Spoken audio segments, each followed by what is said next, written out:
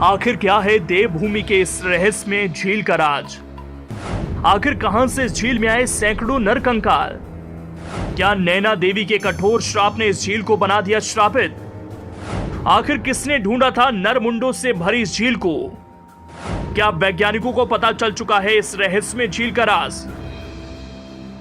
उत्तराखंड को यूं ही देवभूमि नहीं कहा जाता। यहाँ के खंड खंड अलौकिक शक्तियों और रहस्यों से भरी पड़ी हैं।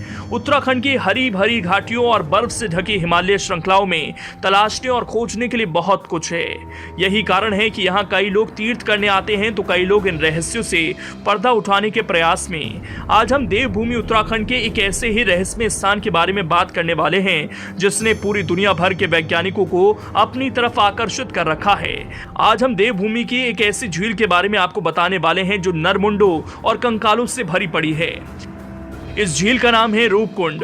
उत्तराखंड के चमोली जिले में स्थित यह झील अपने अंदर कई रहस्यों को समेटे हुए है। इस झील को कंकाल झील या रहस्यमय झील के नाम से भी जाना जाता है। घने जंगलों से घिरी यह झील हिमालय की दो चोटी त्रिशूल और नंद घुंगटी के तल के पास स्थित है। यह झील लगभग 5092 मीटर की ऊंचाई पर स्थित है और इसकी गहराई लगभग 2 मीटर बताई जाती है।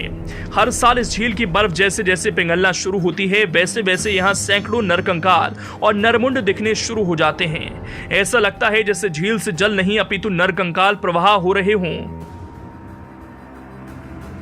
इस अद्भुत और रहस्यमय दृश्य को देखने के लिए यहाँ हर साल सैकड़ों पर्यटक आते हैं और यहाँ पर मौजूद नरकंकालों को देख अचंभित हो जाते हैं। माना जाता है कि झील ज्यादातर समय जमी रहती है और इसका आकार भी बढ़ता घटता रहता है।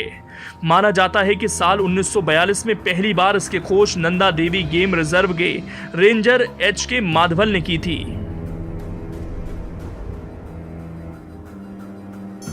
वहीं इसकी खोज के बाद अब तक यहाँ सैकड़ों कंकाल मिल चुके हैं। यहाँ हर लिंग और उम्र के कंकाल मिले। इसके अलावा यहाँ कुछ आभूषण, चमड़े की चप्पल, चूड़ियां, नाखून, बाल, मांस आदि भी मिले हैं जिन्हें सहेज कर रखा गया है। सबसे हैरान करने वाली बात यह है कि कई कंकालों के सिर पर फ्रैक्चर भी है जिसने वैज्ञानिकों को भी चकरा दिया। समय समय पर इस जगह के रहस्य को समझने के लिए अंतर्राष्ट्रीय स्तर पर शोध करने के लिए टीम आई जिन्होंने कई तरह के तर्क दिए।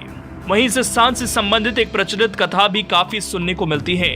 कहा जाता है कि कन्नौज के राजा जस धवल अपनी गर्भवती पत्नी बलम्पा और अपनी सेना के साथ हिमालय के नंदा देवी मंदिर में मां दर्शन के लिए गए थे, लेकिन शांतिपूर्वक न जाकर राजा बहुत ही शोर शराबे के साथ यात्रा पर गए। लोगों के मना करने के बावजूद राजा ने शोर करना नहीं छोड़ा। ऐसा माना जाता है कि इससे देवी नाराज हो गईं, जिसके प्रकोप से उस दौरान एक बहुत ही भयानक और बड़ा ओलावृष्टि और बर्फीला तूफान आया जिससे राजा और रानी सहित पूरा समूह रूपकुंड झील में समा गया।